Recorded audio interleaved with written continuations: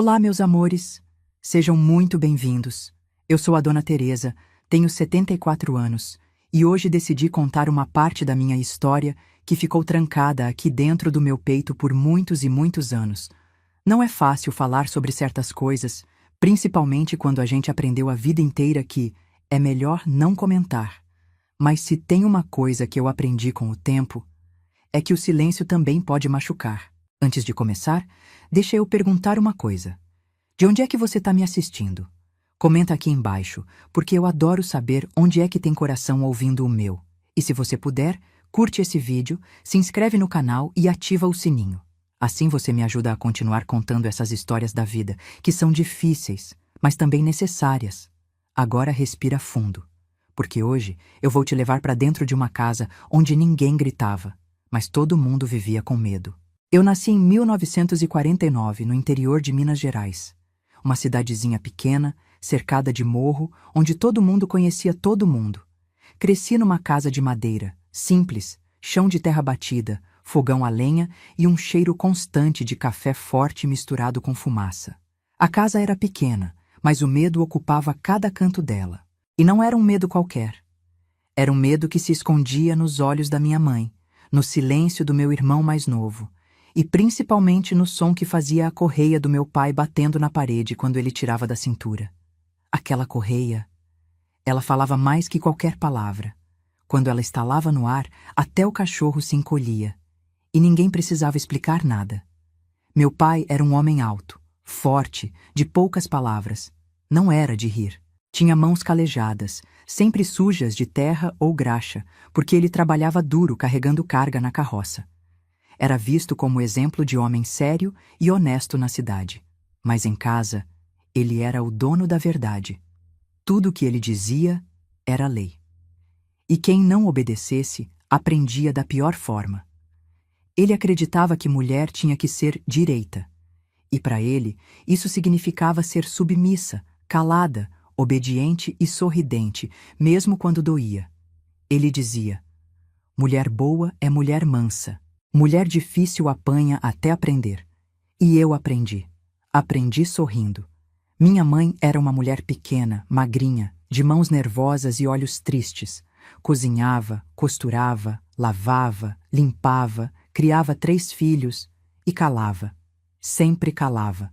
Ela nunca respondia a meu pai, nunca discordava, nunca levantava os olhos. Eu lembro de uma vez em que ela deixou o arroz queimar e só o barulho da colher caindo no chão já fez ela tremer inteira.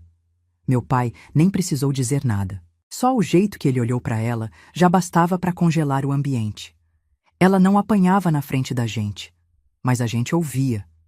E no dia seguinte, ela sempre dizia que tropeçou, que caiu da escada, que puxou um músculo lavando roupa. E a gente fingia que acreditava. Eu devia ter uns 7 anos quando meu pai me bateu pela primeira vez. Foi porque eu derrubei o prato de angu na hora do jantar. Tentei equilibrar 2 pratos ao mesmo tempo para ajudar minha mãe. Um escorregou. O barulho do prato quebrando foi como um tiro dentro daquela cozinha silenciosa. Meu pai se levantou da mesa. Não gritou. Só tirou a correia da cintura, dobrou uma vez na mão e me olhou. Minha mãe só abaixou a cabeça. E eu paralisei. Ele veio até mim e disse: é para aprender a não ser desastrada. Mulher que não sabe servir, não serve para casar. E ali, entre lágrimas, eu entendi que aquele seria o meu primeiro de muitos ensinamentos. Na minha casa, ninguém dizia o que podia ou não podia fazer, mas existia uma lista invisível de coisas que toda mulher sabia que não podia fazer. Não podia falar alto, não podia rir demais, não podia fazer pergunta, não podia responder, não podia sair sem avisar. E o principal, não podia dar trabalho. Se você desobedecesse qualquer uma dessas regras, o castigo vinha. Às vezes era uma correia, às vezes era o silêncio absoluto por dias. Às vezes era um prato não servido, um vestido rasgado, um brinquedo quebrado. E o pior castigo de todos era ver o olhar da minha mãe dizendo sem palavras: fica quieta, minha filha, não piora as coisas. Com o tempo, fui entendendo como sobreviver naquela casa. Aprendi a andar devagar, a não bater porta, a responder só com sim, senhor. Aprendi a esconder as lágrimas, a dizer que estava tudo bem, mesmo quando a alma doía. Aprendi a sorrir quando ele fazia piada com meu cabelo, com meu jeito de andar, com minha voz. Aprendi a sorrir quando ele dizia que, se eu não servisse para casar, pelo menos servia para cuidar da casa. E cada vez que eu sorria, eu sentia um pedacinho da minha vontade de viver se apagando. Para fora, minha família era um exemplo. Meu pai ajudava os vizinhos, emprestava ferramentas, era chamado de homem de respeito. Minha mãe era uma senhora recatada e dedicada. E eu era a filha obediente, que ajudava nas tarefas, que nunca levantava a voz, que sempre sorria. Mas por dentro, eu era só uma menina assustada, tentando adivinhar qual seria o próximo erro imperdoável. E a cada noite eu rezava para crescer rápido, casar logo e sair dali. Mal sabia eu que, às vezes, casar não era sair, era só mudar de cela. Hoje, depois de tanto tempo, ainda me lembro do barulho da correia batendo na parede. Não porque ele batia toda hora, mas porque, quando batia, ensinava a gente a viver com medo pelo resto da vida. Mas deixa eu te contar uma coisa. Esse foi só o começo. Porque eu ainda vou te contar quando foi que eu percebi que sorrir calada não era felicidade. Era sobrevivência. Eu cresci ouvindo que mulher tinha que saber sorrir em qualquer situação. Sorrir quando levava uma bronca. Sorrir quando alguém te tratava mal. Sorrir quando o mundo desabava dentro de casa, mas a visita chegava na varanda. E o mais difícil, sorrir quando não tinha motivo nenhum. Na década de 60, não era comum a mulher falar das dores que sentia. Não importava se era no corpo ou na alma, a gente só aprendia a calar. A felicidade naquela época não era algo que se sentia, era algo que se fingia. E foi fingindo que eu fui ficando boa nisso. Tão boa que até eu comecei a acreditar. Minha adolescência foi feita de silêncio e de olhares.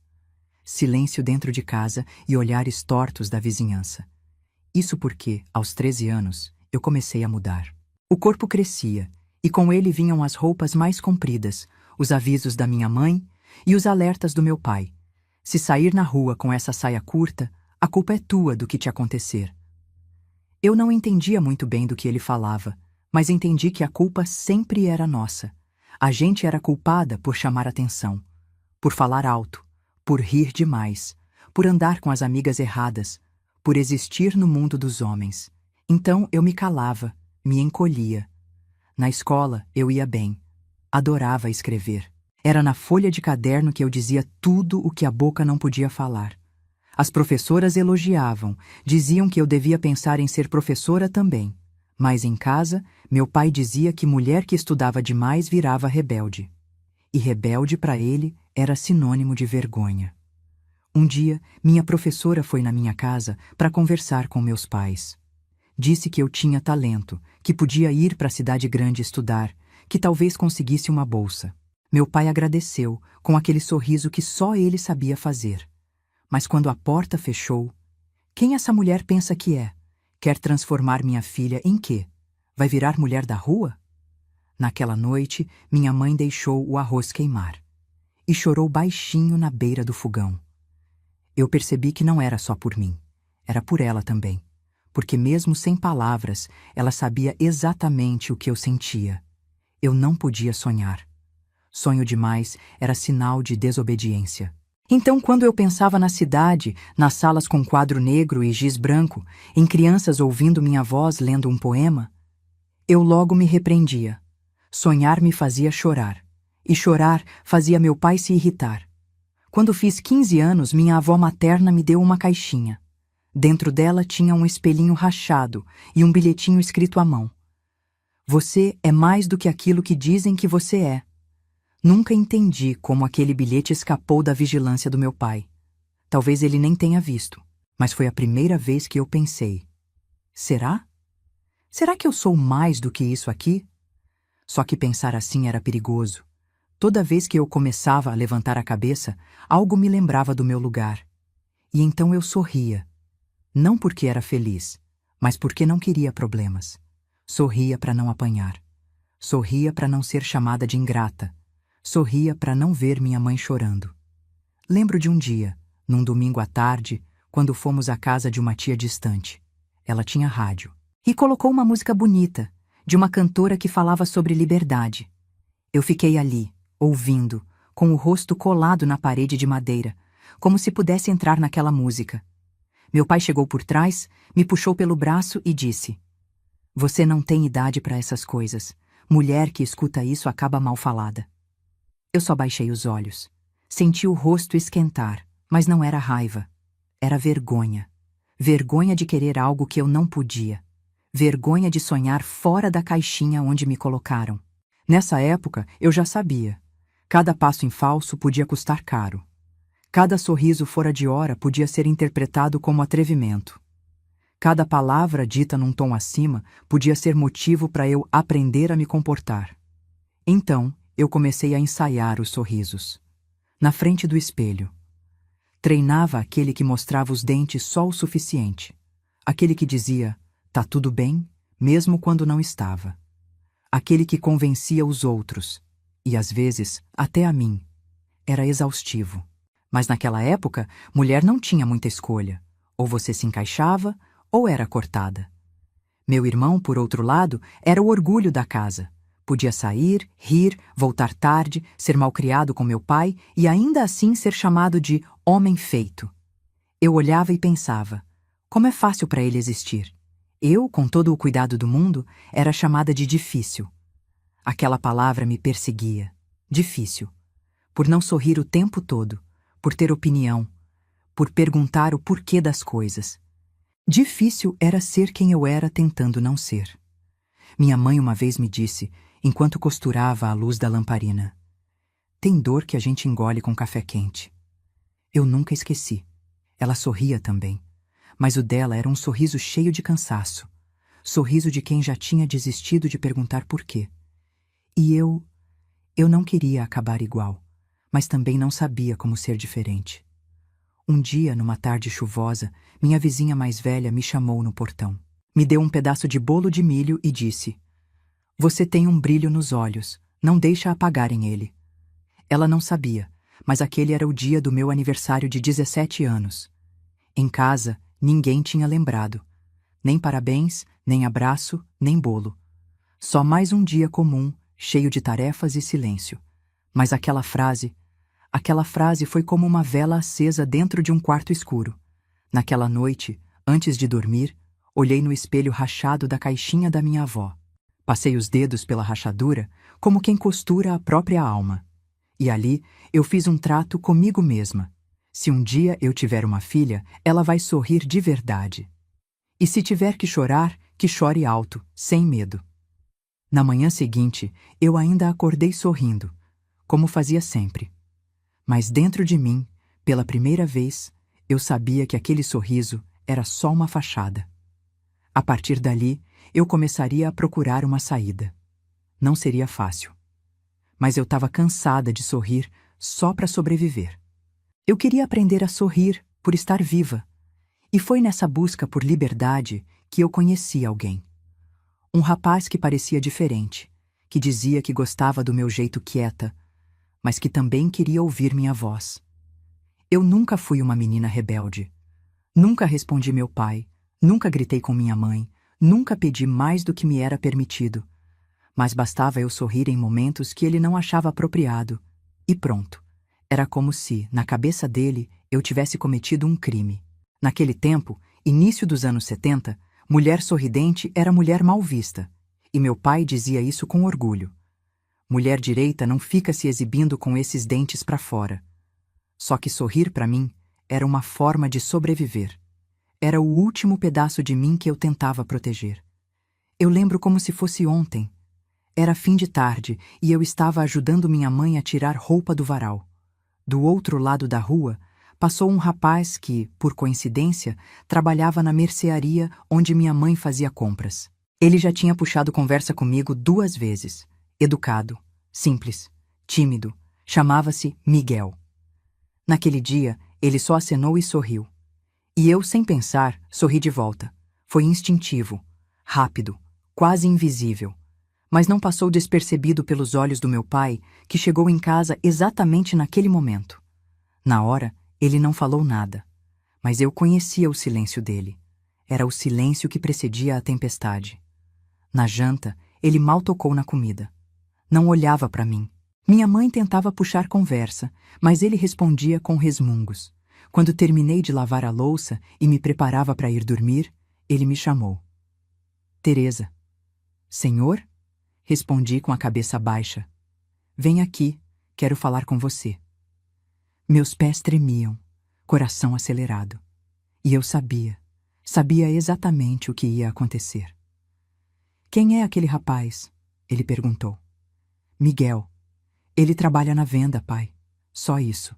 Só isso, né? E desde quando você sorri para homem na rua? Tentei responder, mas ele já tinha levantado. E com uma calma cruel, tirou a correia da cintura. Minha mãe tentou intervir, mas ele gritou. Cala a boca! Você criou essa menina para ser o quê, hein? Uma vergonha? A surra veio pesada, não só no corpo, mas na alma. Ele batia e dizia, para aprender que mulher minha não se engraça com vagabundo, para deixar de rir à toa, para nunca mais me fazer passar vergonha. E eu ali, sem entender, sem saber que sorriso era esse que doía tanto. Depois disso, fiquei 3 dias de cama. Minha mãe me trazia chá, passava pano frio no rosto e dizia em voz baixa, fica quieta, minha filha. Ele se acalma logo. Mas eu sabia que não era questão de se acalmar. Era questão de controle. Meu pai precisava me dobrar, me quebrar, me moldar do jeito que ele achava que uma mulher devia ser. E Miguel nunca mais passou na frente da minha casa. Alguns dias depois, minha mãe foi à venda. Quando voltou, deixou um bilhete dentro do meu travesseiro, escondido. Era de Miguel. Dizia, me desculpa, se eu soubesse que te faria mal, não teria falado com você. Você não merecia isso. Eu vou embora para trabalhar em outra cidade, mas queria que você soubesse. Não tem nada de errado no seu sorriso. É o mundo que anda torto demais. Chorei, não de amor, mas de raiva. Raiva de viver num lugar onde até a gentileza era punida, onde até um gesto simples era motivo para ser castigada. Naquela noite, minha mãe entrou no quarto e sentou-se ao meu lado. Quando eu tinha a sua idade, também gostei de um rapaz, ela disse. Seu avô não permitiu. Me casaram com seu pai porque era homem sério. E você nunca quis fugir? Perguntei. Quis. Mas naquela época, mulher que fugia era chamada de tudo. E você se arrepende? Todos os dias. Silêncio. Mas você ainda pode mudar isso. Só promete para mim que vai fazer diferente. Promete? Eu não consegui responder na hora, mas por dentro jurei para mim mesma. Eu vou sair daqui, e quando sair, nunca mais volto a sorrir com medo. A partir dali, meu sorriso virou segredo. Eu sorria só quando estava sozinha. Sorria dentro da mente, enquanto pensava no que poderia ser a vida fora daquelas paredes. Eu ainda não sabia como sair, mas sabia que sair era a única opção para continuar viva por dentro. O tempo passou. Miguel foi embora. Nunca mais ouvi falar dele, mas ele não foi esquecido. Porque ele não era só um rapaz da venda. Ele foi a lembrança viva de que eu era capaz de ser vista com doçura, de que alguém podia me olhar sem querer me controlar, de que existia um mundo em que eu podia sorrir, sem apanhar por isso. Quando eu era menina, minha mãe me dizia que o mundo era dos homens, e que as mulheres cabia apenas suportar o peso do lar, do medo, do silêncio, do olhar severo de um pai ou de um marido. E eu acreditei. Acreditei tanto que mesmo depois de sair da casa do meu pai, levei o medo comigo como se fosse parte do meu corpo. Casei aos 21 anos, com José, um homem trabalhador, conhecido do meu pai, de família respeitável. Não escolhi, apenas aceitei. Meu pai dizia que eu já estava ficando pra titia e que José era homem sério, que bota mulher no lugar. Essas palavras ficaram presas na minha garganta. Mas eu não respondi. Nunca respondi. No dia do casamento, lembro de olhar para o altar com os olhos baixos. Todo mundo sorria, menos eu. Minha mãe chorava, mas não era emoção. Era um choro contido, de quem sabia exatamente o que eu estava sentindo. Ela também tinha passado por aquilo. E no fundo, acho que ela sabia que não era a felicidade que me esperava. Era apenas mais uma casa com outra chave. José não era um monstro, mas também não era gentil. Era frio, exigia muito e dava pouco. Acreditava que sua palavra era lei. E achava que mulher boa era ela que concordava com tudo, calada. Se eu colocasse a comida um pouco mais fria, ele suspirava alto e empurrava o prato. Se eu demorava a abrir a porta, ele perguntava com ironia se eu estava dormindo em serviço. Nada era agressivo o bastante para chamar a atenção dos outros, mas tudo era duro o suficiente para me manter no mesmo lugar que meu pai me deixava, com medo. Mesmo casada, eu não me sentia dona da minha vida. O relógio ainda mandava em mim. Os passos tinham que ser suaves, a voz baixa, a roupa sempre passada e o cabelo preso. Meu riso, esse já tinha se calado há tempo. A gravidez veio rápido, e por incrível que pareça, foi o primeiro momento em que senti algo diferente do medo. Lembro de colocar a mão na barriga e pensar: será que esse serzinho que cresce dentro de mim vai viver o que eu vivi? E ali, naquele instante, mesmo sem perceber, algo começou a mudar. Minha filha chegou num dia cinzento, em casa mesmo, com a ajuda de uma vizinha velha que entendia dessas coisas. Foi um parto sofrido, cansativo, mas quando ela chorou pela primeira vez, algo dentro de mim também acordou. Chorei junto. Mas não era dor. Era susto. Era como se, pela primeira vez, minha vida tivesse algum sentido que não fosse apenas suportar. A vida depois do nascimento foi dura. José nunca tocou na criança. Dizia que homem não é feito para essas coisas e que neném só chora, come e suja a fralda. Ele chegava do trabalho, comia, resmungava e dormia. Eu passava as noites acordada, dando peito, limpando, ninando. E ainda assim, se a comida estivesse fria, a culpa era minha. Se ele tropeçasse em um brinquedo, era porque eu era relaxada. Se a criança chorava, era porque eu não sabia ser mãe. E eu acreditava. Mesmo cansada, mesmo exausta, mesmo machucada por dentro, eu achava que talvez ele tivesse razão. Até o dia em que minha filha começou a imitar tudo o que eu fazia. Ela arrastava um paninho pela casa fingindo limpar. Falava com bonecas como se pedisse desculpa por existir. E quando eu chamava seu nome, ela vinha com a cabecinha baixa, falando baixinho: "Sim, senhora." Ali eu reconheci aquela menina. Era eu. Eu pequenininha, cheia de medo, andando pela casa do meu pai sem querer incomodar. E ali, no meio da cozinha, com a panela no fogo e a vassoura na mão, meu coração apertou. Foi a primeira vez que eu desejei, de verdade, quebrar o ciclo. Não por mim, por ela. Naquela noite, eu não dormi. Fiquei sentada no chão, encostada na parede, escutando o som da respiração dela. Fiz um trato silencioso com Deus. Não deixa ela crescer achando que ser mulher é aguentar tudo calada. Me dá coragem para ensinar diferente. Eu ainda não tinha forças para enfrentar ninguém. Não levantava a voz, não contestava ordens, mas comecei a pensar diferente. Deixei de pedir desculpa por tudo. Comecei a sorrir para ela, mesmo que só para ela. Contei histórias, cantei baixinho, e quando José reclamava, eu só ouvia, mas não parava. Passei a ensinar que ela podia perguntar as coisas, que podia falar o que sentia. Mesmo que a resposta viesse torta do lado de lá, do meu lado, ela teria colo. Foi nesse tempo que aprendi que a rebeldia pode ser silenciosa, que dizer não nem sempre precisa ser gritado. Às vezes, é só não repetir o que te fizeram. É só não passar adiante o que te feriu. Minha filha crescia, e com ela crescia uma semente dentro de mim. Pequena ainda, mas viva. A vizinha da frente, Dona Maria, uma vez me disse: "Você mudou, Teresa. Tá com o olho mais firme." Eu sorri. E naquele sorriso, sem barulho, sem discurso, eu soube. A mudança já tinha começado. Minha filha não cresceu gritando, cresceu me olhando, ouvindo as pausas da minha voz, os suspiros que eu soltava antes de servir a mesa, o jeito como eu abaixava os olhos quando alguém perguntava se estava tudo bem. Ela não nasceu sabendo ser forte. Ela aprendeu que precisava ser, devagar, assim como eu. Os anos passaram e eu fui me acostumando com uma rotina silenciosa.